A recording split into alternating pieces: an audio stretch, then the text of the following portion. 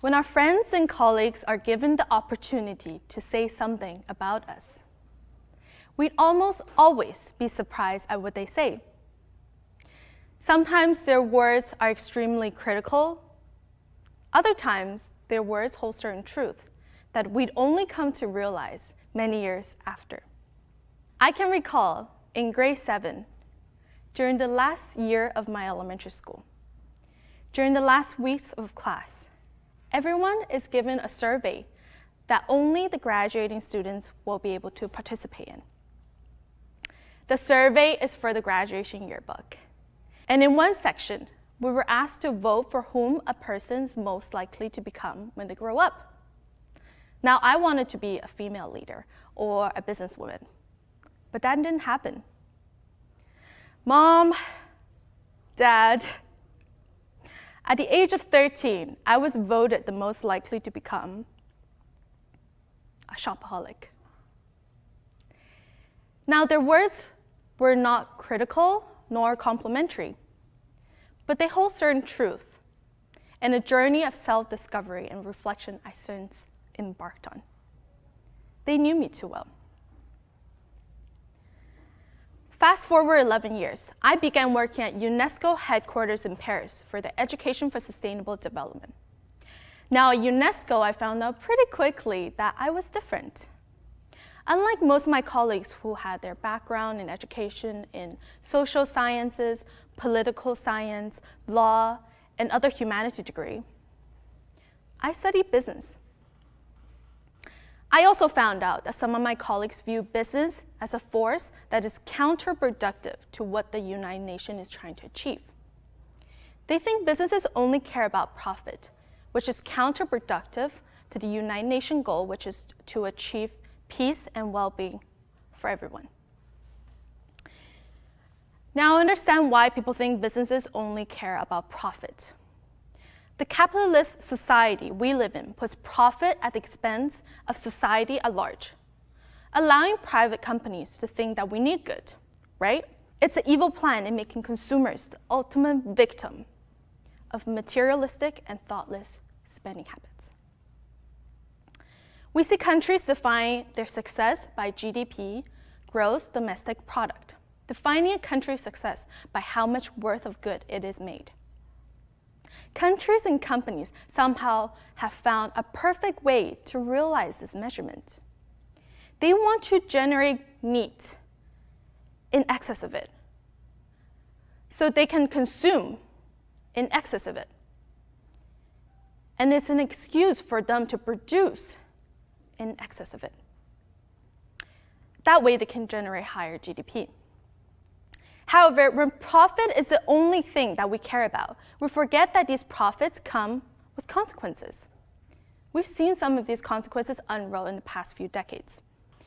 We know climate change and unsustainable economies built on sweatshop, child labor, and pollution. We have allowed our greed to benefit from the short-term gain.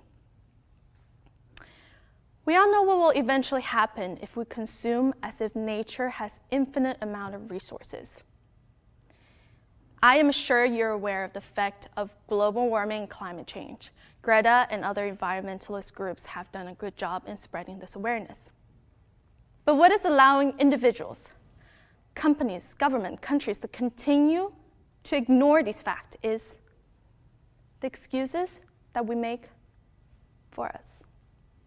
There's a psychological term called the socio-psychological phenomenon, which is a diffusion of responsibilities.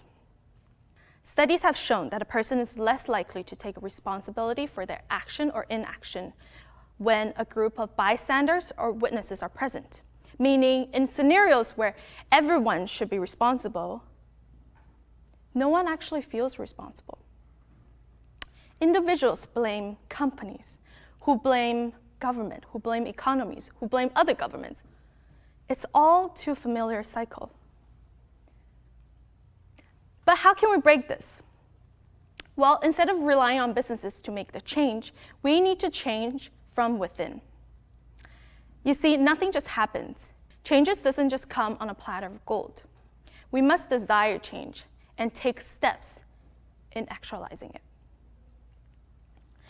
A concept that I came across is voting with your money. Voting with your money is a powerful way to drive a sustainable ecosystem. Every time we pull out our wallet to buy a product, businesses actually analyze our buying behaviors and in turn collect our preferences to generate big data. They will then use this big data to roll out similar products and products that they think we will like. Voting with your money means you become informed and are conscious about your buying decisions. The powerful side of this is that we all become informed, vigilant buyers who shift our spending power according to what is right. It translates into a powerful message. It transforms us from passive shoppers to vigilant buyers, and collectively, our buying habits will allow us to build a cleaner and more sustainable world. For example, every time that I buy at a local store, I tell the businesses that my community is worth more than a big box store sale. Every time I don't buy things, I tell businesses that I don't need any more things to make myself happy. Every time I buy organic, I tell businesses that I want more farmers to grow healthier and more sustainable food. And every time I buy certified fair trade, I champion and fight against poverty. Wow, who knew there are so many voting rights associated with the dollar that I spend? Making these conscious decisions will allow businesses to shift from a commercial perspective to adopt to a more sustainable business model that benefit us. So next time you purchase an item, don't buy anything that you think is cheap, what's convenient, but buy what's right. With our collective power, we can drive the society that we want to see. So back to the present. After 12 years, I finally found the new meaning of my elementary title, the most likely to become a shopaholic. Yes, I am crazy about spending money because I know that every single dollar is a voting right, and I'm shopping for a better world. Most of the time, people want their voices to be heard. But how can we be heard when we're not even speaking? By voting with your money, you become voices that cause positive change from the very root. And with this, I urge you to join me and shop for a better world. Thank you.